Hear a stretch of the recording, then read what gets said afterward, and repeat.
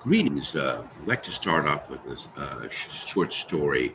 When I was in Boston 2 years before COVID, I was at a hotel that lets students work on their homework 24/7, even if they're not guests of the hotel, which I feel is a very generous proposal, which I was availing myself to that generous hospitality. It was midnight, and I see this very young girl working with me. I go, "What are you doing here?" She said, "I'm an 18-year-old graduate student working on my master's." I said, "Oh, tell me your story." She said, "When I was 15, I got the idea I'm going to join the Marine Corps as an officer, and the earliest that they take officers is 20. So I want to have my master's before I'm 20." Young kids sometimes don't even have their bachelor's by the time they're 24, and she wants to have her master's by the time she's 20. So she did a research because high school counselors aren't really that great, and she found out about the APs and the CLEPs. She got her bachelor's at the University of Southern New Hampshire in a year, and she's at Harvard Graduate School for her graduate degree. Now, normally when I ask people what they do, they never ask back. They're still 18-year-olds. So what do you do? And I said, well, in 2010, I started the first free university. I brought in all the open courseware from MIT, Stanford, UC Berkeley in a learning management system like Blackboard and Moodle. Of the 900 courses, 200 of the courses prepare you for the APs, the CLEPs. Her mouth just dropped. She goes, "Oh my gosh, I wish I had known about you." Well, people don't really, the media doesn't really like to write about these kind of things. But when I first started, actually, everybody always thought I was a little bit of a kook. And then 2 years after I started, two Stanford professors with $210 million in venture capital became my next door neighbor, Coursera. So now venture capital had validated the space I was in. A year later, Harvard and MIT both gave $30 million from each of their endowments to start edX, and they became my next door neighbor. So academics validated the space that I was in at the time. Now, a year before COVID, I went to the edX conference, and the founder got up and gave a keynote speech. And after he made the keynote speech, I made a 30-second statement disguised as a question, and this is what the question I said. In 2010, I started the first free university. Of the 900 courses, 200 of the courses prepare you for APs, CLAPs, DSSTs, NYUs, and all the others. So currently, students can get their bachelor's in over 60 majors from state universities, region accredited like MIT, but not MIT, in 6 months or 40 years. It's up to you. Do you see MOOCs doing that in the future? And he said, I absolutely agree with you. 6 months, 6 to 7 months later, he added low cost bachelors to his platform, with the largest retailer in the world, Walmart, sponsoring it, along with a lot of other large companies as well. Then, just like a domino, edX fell into Coursera. Now, Coursera offers low cost bachelors. Guess how many students Coursera has? 120 million students. Now, just for a reference, the United States has started colleges from Harvard about 400 years ago. And over the 400 years, they're building the capacity of the student body up to 19 million students.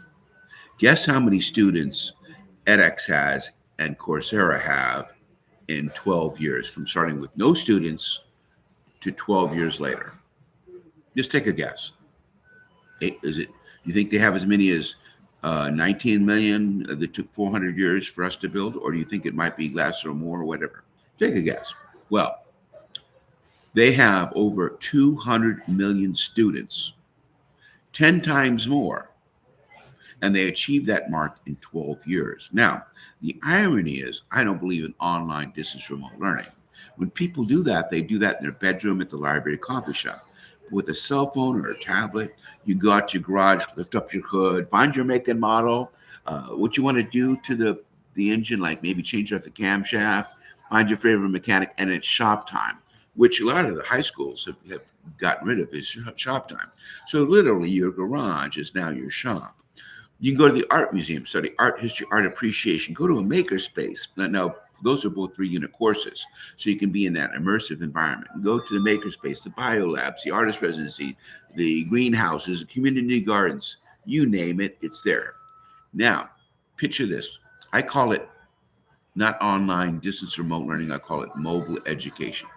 Picture this: you're my son or child, and you're 17 years old. Son, you've been at school for 12 to 14 years. You're burned out. If you go to college, you're likely to get alcohol poisoning. I'm going to give you a bridge year, gap year sabbatical. So you decide to go to Lyon, France, the French cooking capital of the world, and study under a 3-star rated Michelin chef as a dishwasher. Now you have a little apartment with a bunch of other guys. You know, you're sleeping on the floor or on the couch. You know, you're making dishwater money. But instead of smoking the alleyway on your break, we have in our 3-year program, we have in our MOOC, which is called Massive Open Online Courseware, we have 3-year culinary arts program. Instead of smoking the alleyway on your break, you're doing julienne cuts and all the other knife skills. After a while, chef knows and goes, hey, mon ami, you're in France, so guess what you got to learn? French. You have 6 years of French on your phone. On your day after you catch your train to go to Paris, you go to the Louvre, study art history, art appreciation. You're not looking at the picture of the Mona Lisa, you're experiencing it. After 2 years abroad, you come back as a senior. Your friends brag about doing bong into fraternity. You talk about partying ass off in Mykonos, getting drunk in the vineyards of Italy and France, having a Parisian nightlife, being a sous chef, being fluent French, international friends, and money saved up to pay for last year of college. Drop the friggin' mic. So when you connect creative spaces, workspaces, like, you know, with in a media center or a corporation or something of that nature, the Trump campaign blends seamlessly into the way we actually learn and the way that we are productive in our society.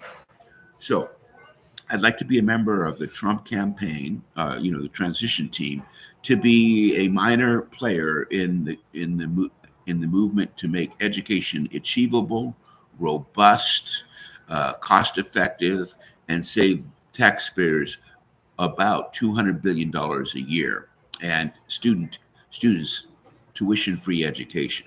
I have 2 other projects. One regards educational aspirations, youth aspirations.